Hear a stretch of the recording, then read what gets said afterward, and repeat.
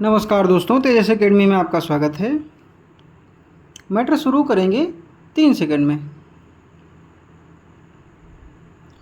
3 जून 1947 की योजना के अनुसार विभाजन के बाद वे सभी प्रतिनिधि संविधान सभा के सदस्य नहीं रहे जो पाकिस्तान के क्षेत्रों से चुनकर आए थे। संविधान सभा के वास्तविक सदस्यों की संख्या घटकर 299 रह गई।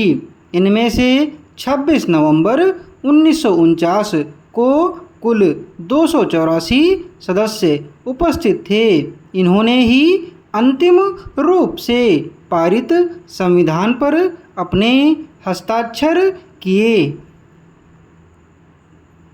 इस प्रकार इस उपमहाद्वीप में विभाजन से उपजी विभीषिका और हिंसा के बीच संविधान निर्माण का काम हुआ, लेकिन संविधान निर्माताओं के धैर्य की प्रशंसा करनी पड़ेगी कि उन्होंने न केवल अत्यधिक दबाव में एक संविधान बनाया, बल्कि विभाजन के कारण हुई अकल्पनीय हिंसा से सही सबक भी लिया। भारत के संविधान ने नागरिकता की एक नई अवधारणा प्रस्तुत की। इसके अंतर्गत अल्पसंख्यक न केवल सुरक्षित होंगे बल्कि धार्मिक पहचान का नागरिक अधिकारों पर भी कोई प्रभाव नहीं पड़ेगा। लेकिन संविधान सभा के गठन का यह विवरण केवल सतही तौर पर ही हमें बताता है कि संविधान वास्तव में बना कैसे।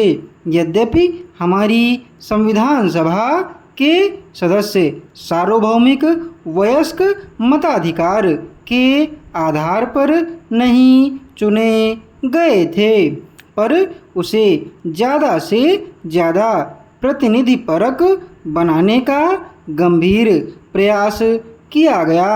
सभी धर्मों के सदस्यों को ऊपर बताई गई विधि से प्रतिनिधित्व दिया गया। इसके अतिरिक्त संविधान सभा में अनुसूचित जातियों के 28 सदस्य थे।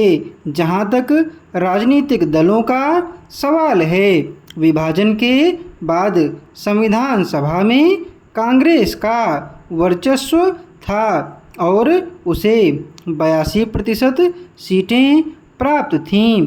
लेकिन कांग्रेस स्वयं विविधताओं से भरी हुई एक ऐसी पार्टी थी जिसमें लगभग सभी विचारधाराओं की नुमाइंदगी थी। संविधान सभा की सत्ता केवल इस बात पर ही नहीं टिकी थी कि वह मोटे तौर पर सबका प्रतिनिधित्व कर रही थी। संविधान बनाने के लिए अपनाई गई प्रक्रिया और सदस्यों के विचार विमर्श की जड़ में छुपे मूल्यों में ही संविधान सभा की लोकप्रिय सत्ता का आधार था। जहां प्रतिनिधित्व का दावा करने वाली किसी सभा के लिए वांछनीय है कि उसमें समाज के विभिन्न वर्ग सहभागी हों, वहीं यह भी महत्वपूर्ण है कि वे केवल अपनी पहचान या समुदाय का ही प्रतिनिधित्व न करें। संविधान सभा के सदस्यों ने पूरे देश के हित को ध्यान में रखकर विचार विमर्श किया।